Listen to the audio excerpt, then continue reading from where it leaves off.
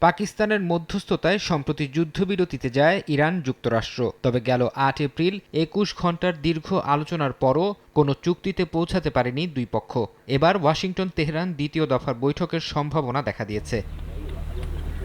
পাকিস্তানের গণমাধ্যমগুলো বলছে, রাতেই তেহরানের একটি প্রতিনিধি দল ইসলামাবাদ পৌঁছাতে পারে। দলটিতে থাকবেন ইরানের পররাষ্ট্রমন্ত্রী আব্বাস আরাকচি। ইরানি সংবাদ মাধ্যম বলছে, আঞ্চলিক স্থিতিশীলতা নিয়ে আলোচনার লক্ষ্যে পাকিস্তান, ওমান ও রাশিয়া সফরে যাচ্ছেন তিনি। সফরের আগে পাকিস্তানের সেনাপ্রধান আসিম মুনির ও পররাষ্ট্রমন্ত্রী ইসহাক দারের সঙ্গে ফোনালাপ করেছেন তিনি।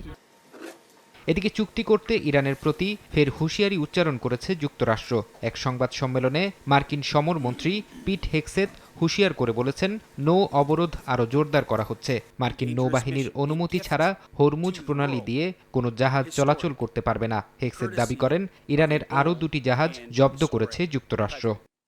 ফারহাদ চৌধুরী, সময় সংবাদ।